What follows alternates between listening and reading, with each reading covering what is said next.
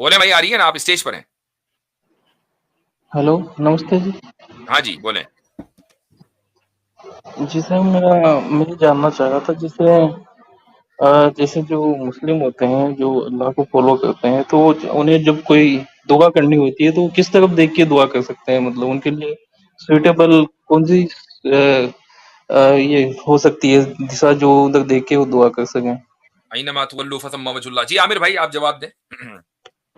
जी, कहीं भी दुआ का आप अगर कह रहे हो तो वो तो हजरत ने बता भी दिया, फ़इन्नमा तवल्लु फसम्मा वजहुल्लाह।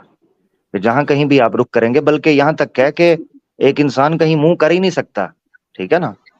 तो लिटा लिटा पड़ा है बिस्तर के ऊपर, तो वो जहां कहीं भी जिस हालत में भी है वो अल्लाह को याद कर सकता है। ये तो कुरान में बारहा लिखा हुआ है। जी भाई।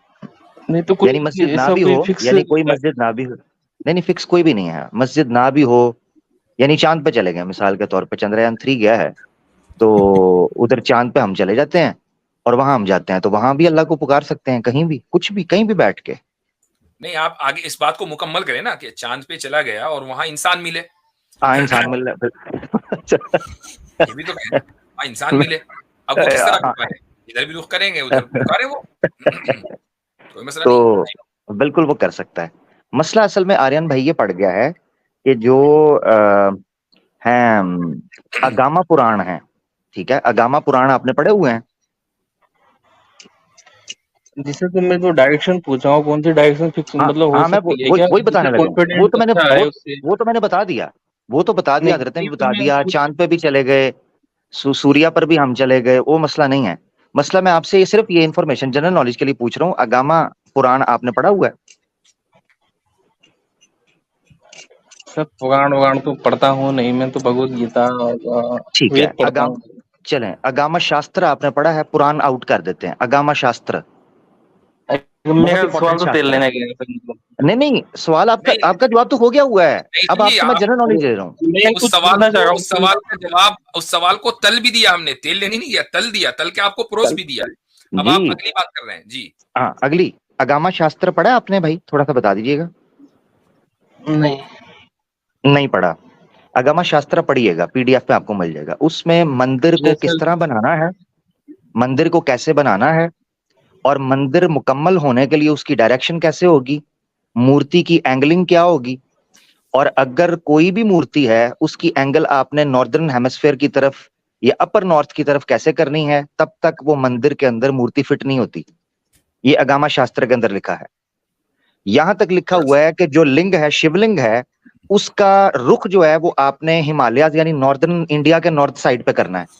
दुनिया में किसी जगह पर भी आप होंगे, आपने शिवलिंग को जब इम्प्लांट करना है, फिक्स करना है, तो उसका रुख जो है आपने करना है नॉर्दर्न साइड पे, और यूनी बिल्कुल लिंग के सामने यानी कि नॉर्थ के क्रॉस पे होगी, और उसमें से जो पानी गिरेगा वो यूनी के ऊपर इस तरह गिरना चाहिए कि वो उसके क्रॉस पे आए, और उसके सामने आपने नंदी बैल रखना है।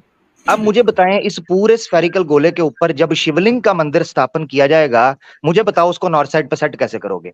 ये सवाल पूछना है मेरा। जी जबरदस्त जी। हाँ, ये साहिल से भी पूछना जाके, ठीक है ना। हाँ, जवाब दे। हाँ साहिल भाई। कौन है? नहीं, हाँ वो वो चलो, अभी साहिल को छोड़ दें, अभी उसको दूरी रखें। अभी फिलहाल आप बताएं, ये आप कैसे स्थापित करेंगे? जी सर वो तो आपने बताया ना, मैंने तो पढ़ा नहीं कैसे क्या करना है। वो तो आपने खुद की कहानी बता दी, फिर मुझसे पूछा नहीं है, नहीं, मैं खुद कैसे की नहीं। बता? ओहो, खुद मैंने की थोड़ी कहानी नहीं पढ़ा, है। मैं मैंने मैंने पढ़ूंगा मैंने आपको मैंने बोलूंगा। पहले क्या देखें, पता मैं आप खुद गलत की बता कहानी रहे देखिए। रेफरेंस दे दें, रेफरेंस हाँ, दें, इसीलिए इसी इसीलिए मैं कह रहा हूं कि अगर आपको लग रहा है कि मैंने अपनी कहानी सुना दी है, मैंने आपको रेफरेंस दिया है, पीडीएफ में मिल जाएगा, अगामा शास्त्र। आपने जाना है, उसको खोलना है, और आपने देखना है कि मंदिर की क्या डायरेक्शन होती है, उसमें मूर्ति कैसे सेट स्थापित की जाती है, और उसकी एंगलिंग कैसे करते हैं, पॉइंट नंबर 1। दूसरा, शिवलिंग को किस तरीके से स्थापित करना है, गामा शास्त्र के अंदर मंदिर की पूरी कंस्ट्रक्शन और उसकी डायरेक्शन सेट करने के लिए पूरी डिटेल्स बयान की गई हैं उस शास्त्र में। जब आप वो अच्छा, ये सेट कर कहाँ ले है? मंदिर रेफरेंस की। कहाँ है सर जी इसका? जी, रेफरेंस अगामा शास्त्र में कौन सा बताया आपने? अगामा शास्त्र पूरा इसी चीज के ऊपर है, उसको खोलिए तो सही।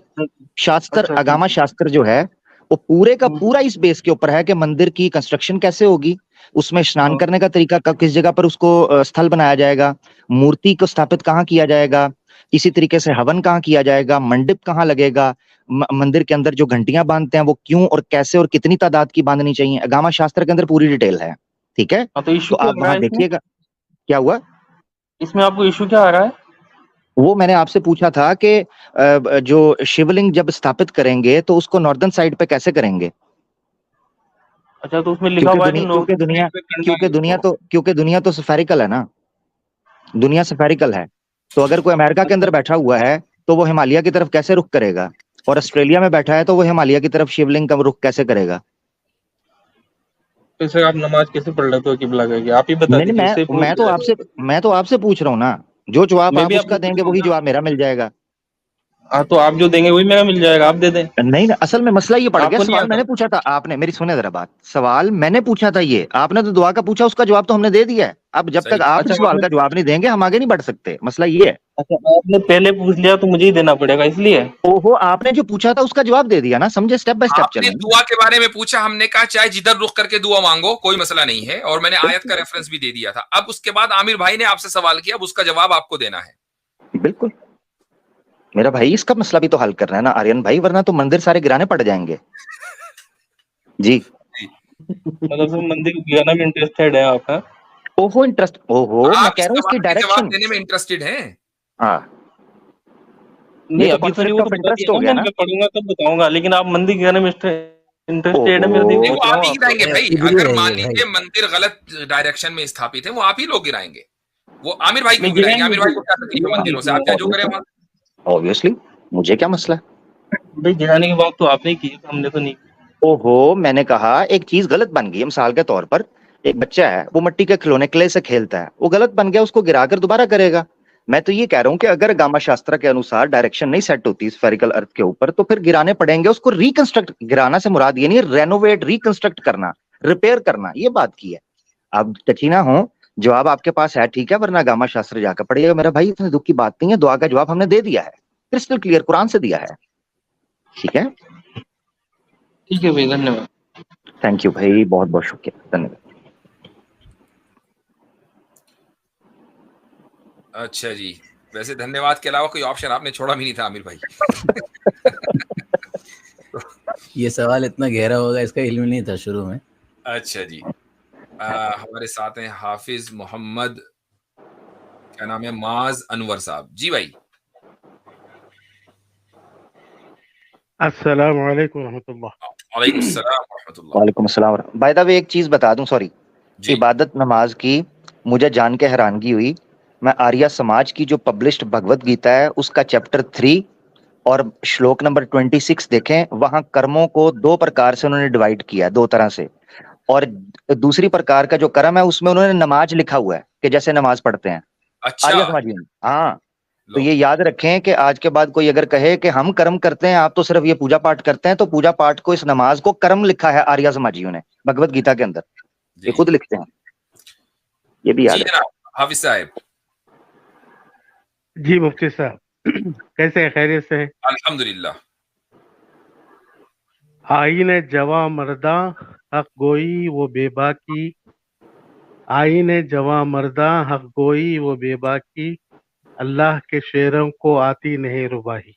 अल्हम्दुलिल्लाह। अल्लाह बात ताला आप तमाम शेरों को अपने हिफ्ज़ व अमान में रखे, सलामती से और आफियत से रखे। हमारी पहली दुआ तो ये है और हमेशा है।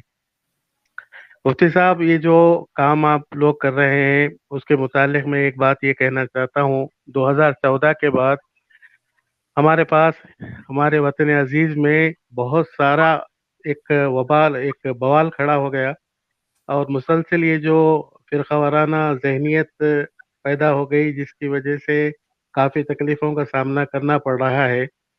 और इसमें जो है हो रहा ये कि जो लोग इन फिरका वाराना जहनियत रखने वालों की मुखालिफत में आए हैं, उतरे हैं मैदान में, उन सब को मुसलमान अपना सब कुछ मान के चल रहा है। थोड़ा मैं शायद समझा नहीं पा रहा हूँ, बहरहाल नहीं कोशिश नहीं, करूंगा। आपने बिल्कुल ठीक बात कही है जी, बिल्कुल चलते रहिए। जी जी जी। तो इसमें हो रहा ये कि बिल्कुल जो मासूम मुसलमान है, भोला भाला मुसलमान है, जिसको ज्यादा गहराई तक सब चीजों का पता नहीं है, वो अनजाने में इन फिरका वाराना ताकतों की मुखालिफत में इनसे ज्यादा खतरनाक जो लिबरंडोज हैं, इनके जाल में फंसता जा रहा है। जी हाँ।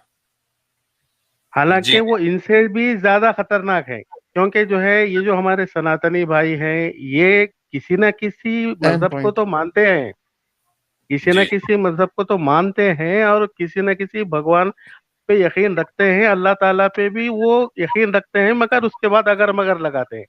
जी तो हाँ। उम्मीद है उनसे कि जो है अगर ईमान की मेहनत होगी, दुआएं होंगी खूब कसरत से उनके, तो अल्लाह ताला उनके दिलों को नरम कर। लेकिन ये जो लिबरलिज्म का जो लिबादा ओढ़ के जो छुपे हुए हमारे इनकी मुखालिफत में जो घुस गए हैं ना, क्योंकि उनकी भी बजा रहे हैं वो, जी उनकी भी बजा रहे हैं, तो चलिए, इसमें हो रहा है।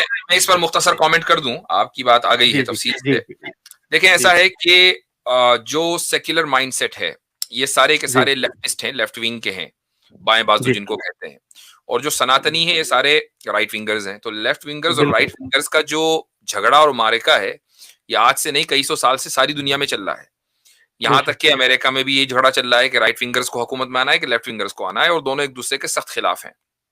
बेशक अच्छा, अब चूंकि मुसलमानों को का जो तजुर्बा है वो राइट विंगर्स के साथ अच्छा नहीं हुआ, और ये सिर्फ 2014 की बात नहीं बल्कि उससे पहले से भी, तो बेशक उन्होंने देखा कि यार ये जो लेफ्ट विंगर्स हैं, ये इक्वालिटी की बात कर रहे हैं। वो ये कह रहे हैं कि भाई हर धर्म को आप प्राइवेटली अपने जिंदगी के अंदर जो है नाफिज करो, अप्लाई करो, कोई मसला नहीं है, नमाज से नहीं रोक रहे हैं, तो यही ज्यादा बेहतर है। लेकिन ये आम सादा लोग मुसलमान ये भूल जाते हैं कि ये जो लेफ्ट विंगर लोग हैं, ये बड़े ही यानी खुश उसलूबी से, बज़ाहिर खुश उसलूबी से आपके दीन के ऊपर डाका डाल रहे हैं, आपको तहजीबी और फिक्री इर्तिदाद का शिकार कर रहे हैं। आपसे ये एग्जैक्टली मुतालबा कर रहे हैं कि जब होली आएगी तो आप होली मनाएंगे, ईद आएगी तो हम ईद मनाएंगे। आपसे वो ये बेशक मुतालबा कर रहे हैं कि आप हमारी रिस्पेक्ट में आप जीव हत्या ना करें, यानी आप कुर्बानी ना करें, चूंकि कुर्बानी ये सारे लोग वेजिटेरियंस या वीगन्स होते हैं। आपसे वो ये जी मुतालबा कर रहे हैं कि भाई जिस तरीके से आप अस्सलाम वालेकुम कहते हैं, हम भी आपको अस्सलाम वालेकुम कह दें, आप हमें धन्यवाद, आप हमें जो है नमस्कार कर दीजिए, यानी हर चीज बस मिक्स। कोई बेशक ये नहीं कि किसी कौम का एक मजहबी इम्तियाज होता है वो इम्तियाज बाकी रहे। बेशक ये और उससे बढ़कर जो चीज है वो ये है कि उनके नजदीक राइट विंगर्स और लेफ्ट विंगर्स, इंडिया के कॉन्टेक्स्ट में बता रहा हूं मैं, कि दोनों इस बात के ऊपर मुत्तफिक हैं कि वतन की मोहब्बत इतनी होनी चाहिए कि वतन माबूद बन जाए, इतनी मोहब्बत होनी बेशक चाहिए। ये लेफ्टिस्ट भी इस पर मुत्तफिक हैं और राइट विंगर्स भी इस पर मुत्तफिक हैं।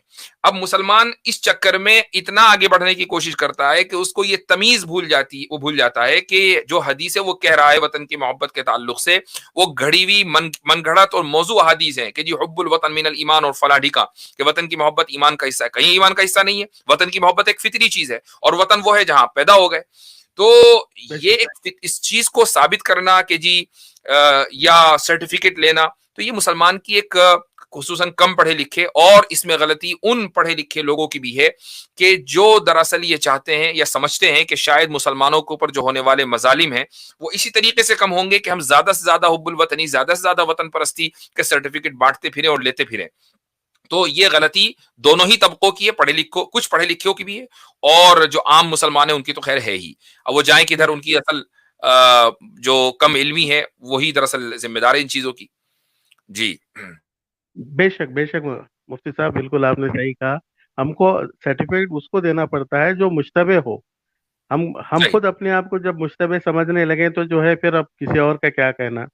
सही। हमारे जहन में जो है ये चीज बिठा दी गई है। बहरहाल खास तौर पे आप जो है इन लिबरल्स के ताल्लुक से ट्विटर पे भी जो है जो काम करते हैं, माशाल्लाह, अल्लाह की तरफ से ये है। बहरहाल हम आप सबके हक में दुआ गो हैं।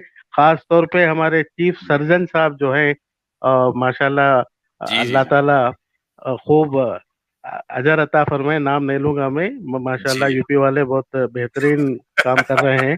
सर्जरी जारी रखिए, अपनी दुआओं में याद रखिए। ज्यादा वक्त नहीं लूंगा। अस्सलाम वालेकुम रहमतुल्लाहि व वालेकुम बरकातहू। अस्सलाम व रहमतुल्लाहि। वालेकुम